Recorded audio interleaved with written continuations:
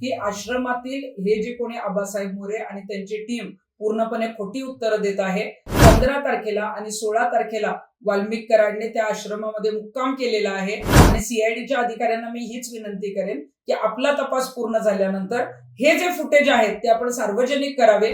वाल्मिक कराड हा आश्रमामध्ये, दिंडोरीच्या आश्रमामध्ये 2 दिवस मुक्काम आला होता आणि याचा तपास जो आहे तो सखोलपणे पोलिसांनी करणं गरजेचं आहे. तत्पूर्वी हा व्हिडिओ पाहण्याआधी माय महानगर लाईव्हला सबस्क्राईब केलं नसेल तर नक्की करा आणि बेल आयकनला प्रेस करायला विसरू नका.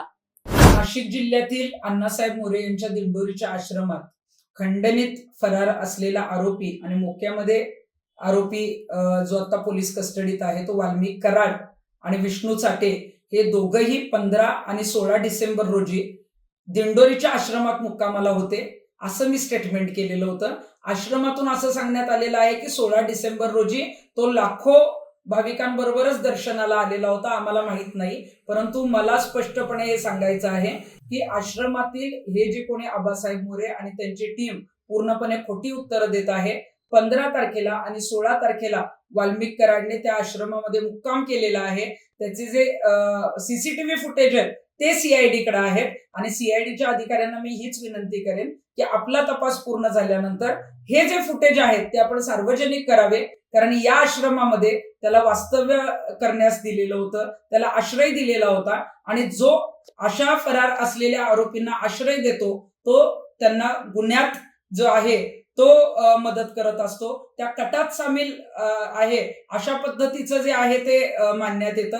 त्यामुळं मोरे कुटुंबीय आणि वाल्मिक कराड त्याची पत्नी यांचे 13 डिसेंबर ते 17 डिसेंबर पर्यंत सीडीआर सुद्धा तपासावेत, त्यांची चौकशी करण्यात यावी आणि आश्रमावर आणि हे जे मोरे आहेत त्यांनी जाणून बुजून त्याला जो आहे तो आश्रय दिलेला होता, त्याला मुक्कामाच ठेवलेलं होतं, हे याच्या संदर्भामध्ये तातडीनं जे आहे ते पोलीस अधिकाऱ्यांनी कारवाई करणं गरजेचं आहे.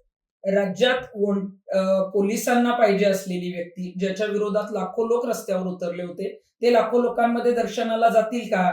जर ते लोकांना तिथं दर्शनासाठी दिसले असते तर त्यांनीच पोलिसांना ताब्यात दिलं असतं. आणि आश्रमाचे जे काही प्रवक्ते आहेत ते सांगतायत की आम्ही व्हीआयपी ट्रीटमेंट दिली नाही, तर हे पूर्णपणे खोटं आहे. वाल्मिक कराड हा आश्रमामध्ये, दिंडोरीच्या आश्रमामध्ये 2 दिवस मुक्काम आला होता आणि याचा तपास जो आहे तो सखोलपणे पोलिसांनी करणं गरजेचं आहे आणि गृहमंत्र्यांनी सुद्धा हे प्रकरण दाबलं जाणार नाही याचे आदेश देणं गरजेचं आहे.